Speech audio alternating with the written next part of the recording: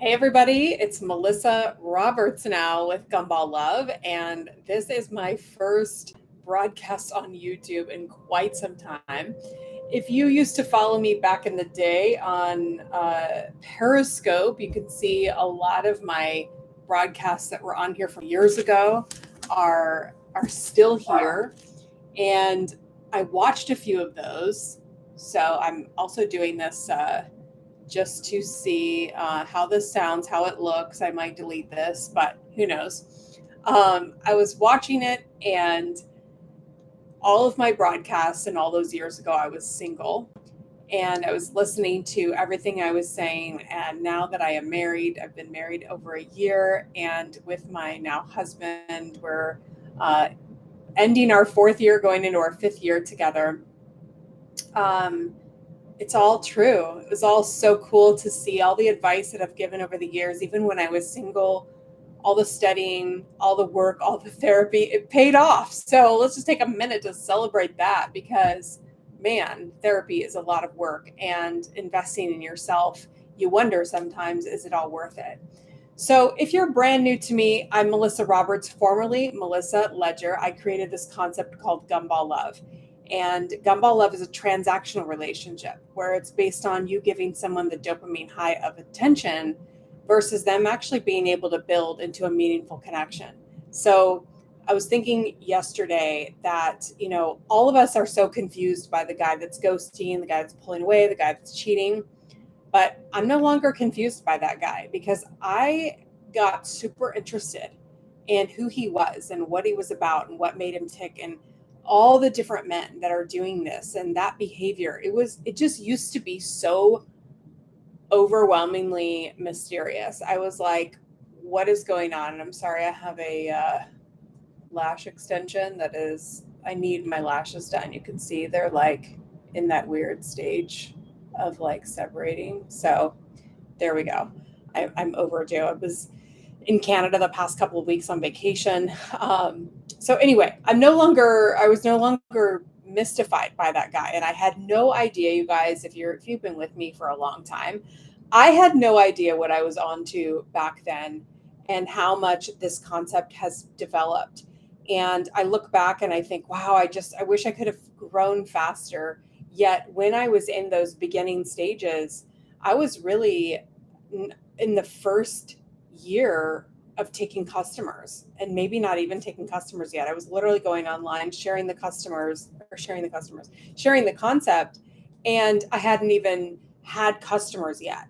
I hadn't taken clients through the journey that I've now taken hundreds through.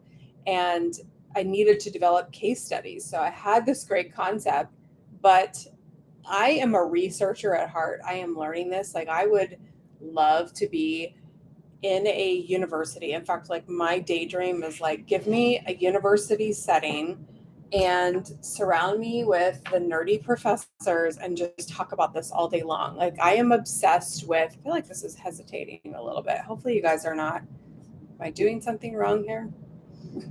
Okay. I don't know if I'm just getting used to YouTube. And okay, so I'm just making sure. So anyway, I'm a researcher at heart and I obsess over this, but I really needed clients. I needed case studies. I needed to make sure that this concept was valid, that it was real, that it could actually be proven. And I have since done that. So I think when I look back to really launching this platform in 2015, if we think about that was almost, what is it? Oh, we're going to be 2025. So about 8 years ago. And I probably really started to take clients in 18, 19, 20, 21, 22, 22. So about 6 years of working with clients and really figuring out, does this work? Is it really, are these people really addicted to attention? And the answer is yes, overwhelmingly yes. And so I wanted to just come on and introduce this to you, introduce myself, and just get to know you a little better. And I'm going to have you get to know my second skin. Come here. My four-legged child. This is Charlie. And if you followed me years ago, you probably remember Maggie and Emma. and they have passed away. Maggie passed away in 2013, and Emma passed away in would have been no, not 2013. God, what was it? 2017. 2017, and then my other dog passed away a year later. So I have two dogs. So I have another Shih Tzu somewhere, but this is Charlie, who's always in my life. It's really hot in here, but she doesn't care. She's going to sweat it out. So I was also looking at Periscope videos, and I loved how relaxed they are because I'm a very open and casual person. I love real conversation. I hate small talk. I want to know who people are. So just a quick background on me. I live in New York City, so out here is the Upper East Side, and I'm from the Midwest, from Omaha, Nebraska. I grew up there. Never felt like I fit in the Midwest. Great people, great values, but I always felt like I just wanted to be in a big city. My dad and mom took me to Chicago, and we went to the top of what was then the Sears Tower, now the Willis Tower. It was the tallest building in the world at the time. And I remember looking out at all those buildings, and I thought, I just want to be in a big city. I wanted to be a businesswoman. I wanted to carry a briefcase and walk around in high heels and go to meetings in important places. I just caught that bug early in life, and I never forgot it. And so when I was in my 20s, I traveled to New York City all the time, but it seemed like so crazy to even imagine living here. And so that dream came true in 2014. So crazy story. Not even a year later, I met my husband, but it was not the right time for us. So we reconnected 5 years later, but almost within a few months of moving to New York City, I met my husband, which is kind of like every sitcom, or not sitcom, every rom-com dream of like girls that move to New York City. And I literally met my dream guy. So it can happen, but didn't happen in the fantasy way that the movies portray. So I was always in corporate America, corporate banking, a lot of corporate sales. So I was very good at sales, but I always deep down didn't really like it. I became good at it, but it was always, I actually just never thought of anything else. I just thought that this is what I would do, that I would just be a salesperson. And somehow, I don't know, well, I do know, I got a sales job at a bank. And I had no idea how wrong I was for that job, but it was so hard because numbers and banking and finance is just overwhelming to me. So hard for me to really learn. I did eventually learn it, but it was out of my comfort zone, out of my interests. And so I spent a decade in a career that I really didn't love. And then in the process, I was single. I couldn't find Mr. Right. And so I was going to therapy. I was studying. I have all these books. And since I've gotten rid of so many books that I read over the years, trying to figure this all out. How do I meet Mr. Right? Why am I not meeting the right person? Because as I got to where, age 30, and then it was like, oh my gosh, I'm going to be 31, 32, 33. It was like, what is going on? I'm not meeting this person. And I was in Nebraska at the time. So at age 37, I thought, well, I've given Nebraska all I can do. I've seen the same dudes on Match.com on repeat for the last, I don't even want to say how many years. So I left and I moved to New York. But in that process of therapy and challenging everything I had known, I came up with this concept called Gumball Love. And Gumball Love, what I realized, and this is what I believe is missing in relationships, and also in this book, the DSM-5, which is the desk reference or the diagnostic criteria from the American Psychiatric Association. So if you're not familiar, this is the book that has every single psychological disorder from bipolar to schizophrenia to narcissism and everything. But I felt like there was something missing, and there is something missing. And there are lots of clues of why this is missing. And this is the research I obsess over, because I wish I would have known that there wouldn't have been so much to do and so much to learn had this already been developed. And that's kind of, I think, in my more immature phases of this developing this process or this concept, is that I just thought there has to be somebody that's thought of this. I can't be the one that's saying attention addiction is a real addiction, but nobody has said it yet except for me. And it's not a recognized disorder. There are lots of other things that are recognized, like sex addiction and love addiction. But there's a lot of controversy between those two definitions and a lot of disagreement among psychiatrists that are practicing, because some people say you can't be addicted to sex and other people say you can't be addicted to love. That's a whole other conversation. But here's what I believe and what I know to be true is that you're not addicted to love. It's like being addicted to chicken noodle soup. Love is the pure energy. Nobody's addicted to that because it's not an addictive substance. It's love is the real thing. We get addicted to things that mimic love or that are imposters of love.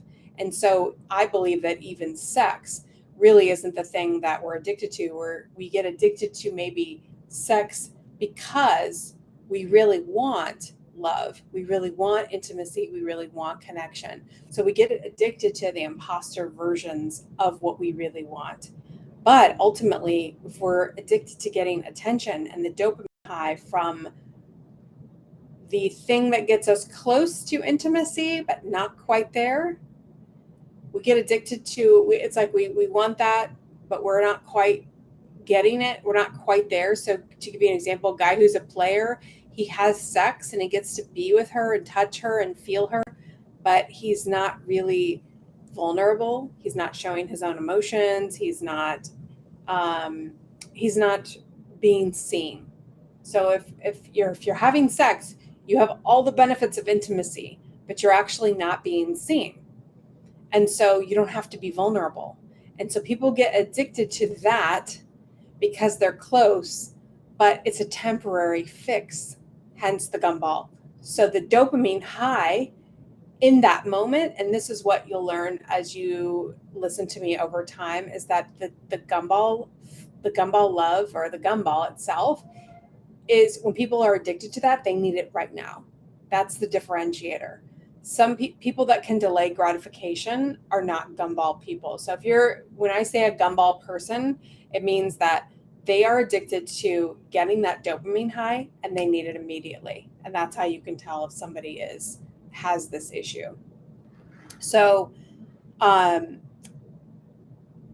think that like a lot of my clients, really struggled with this because there were different people over the years, different guys, probably maybe 3, that I really felt like I loved and that I thought something that I had a future with, that they seemed great, they seemed perfect, everything was fine in the beginning. But then when it would go wrong, I just couldn't understand what I had missed. And then when I would see them for who they really are, there was a mourning process of dealing with that. Like, I don't want to admit that that's who he really is. I want to see him the way I want to have hope that he can get back to where he was. I don't want to believe that this is who he is today. And that was probably one of the biggest reasons that I took a longer period of time, because I just felt like, do these guys have any redemption? And like so many of my other clients too, we get stuck on these guys thinking that, they're going to come around, that they can get better. And that's what a lot of my clients ask me, Melissa, can these guys get better? And here's the thing, anybody can recover. That's like saying if someone's addicted to drugs, that there's no way they can recover. Well, clearly that's wrong, because there are many drug addicts that are clean and have been sober for years. They do it. But I want you to think about when someone is addicted to attention and versus someone who's addicted to drugs. Sorry, when you think of someone who's addicted to drugs and you think about what they have to go through to get to that recovery process, if you look at the 12 steps, one of the steps is admitting you have a problem, right? That's the first thing in AA or NA that they that is required. You stand there and you say your name and you say, I'm a drug addict, I'm an alcoholic, and there's an admission. So a lot of people that are addicted to attention and they're just going after sex, like the players getting, every other week or every night they're after some new girl. There's an addiction there to getting her attention and her acceptance, but he's not really connecting with her on an intimate level. He's not able to have a relationship. And so if he doesn't admit that, if he's not able to see that, then he's just going to continue the behavior. So I'm not saying that they're not redeemable, but they have to admit they have a problem, and then they have to commit to making that change. They have to commit to recovery. They have to commit to actually doing the work to change the behavior. Which, what I tell my clients too, is that, look, when you are with an addict, there is a risk that they will relapse. And so we do the work in my coaching practice to evaluate if you are still considering him. Is he too high risk? Is he somebody that you should take a risk on? How big of a possibility is there that he would cheat or lie, or you'd end up right back in the place that you are? So lots to unpack with Gumball Love, but attention addiction will be what I spent my life proving. And my goal, if it takes me till I die, is to get into this book. Not that this book is like, if I'm not in this book, there are lots of therapists that have diagnosed things that are not in the DSM-5, but I want it to be recognized, not for the approval of any therapist, but I want people to get help if they need it. And if it is a recognized addiction and disorder, then people will be able to then have a route, therapy, help, a road to recovery, instead of just being thrown into the bucket of, oh, that's a gumball person. They're just addicted to attention. They can't have intimacy. And they're just, we just toss them out. At the same time, I coach mainly women. And my goal for you is to help you find a husband, to help you find the long-lasting relationship, the marriage that you don't have to be afraid in, the marriage that you can be free, that you can enjoy your life, that you can laugh, that you can have a great time. And this is, if you go back to my broadcasts, I would tell you when I was single, I would say, look, I am not going to settle until I find the right relationship. I will remain single. And I did. I was a bride at 45 years old, which, hey, and my clients, I help them get married much faster. But for me, it was just a longer road. I had met my husband at 38. We'll say that. But, he had a journey of his own. And I did a whole podcast on that. It's podcast 111 on Apple Podcasts or Spotify if you want to check that out. My husband and I did a podcast together. But regardless, I got married at age 45. First time bride, 45. I posted it everywhere because I was determined not to settle. And I just can't tell you how worth it was. I mean, I learned how to have a happily single life. I moved to my favorite city, which I'm in right now. I learned how to develop the life that I loved. And then I attracted the person that could handle that, because there are a lot of women like me who think they're too much, they're too successful, that these guys are intimidated. And a lot of them are intimidated. Tons of guys are intimidated by successful women. But those are the ones you can't date. And those are the ones I used to spend so much time on.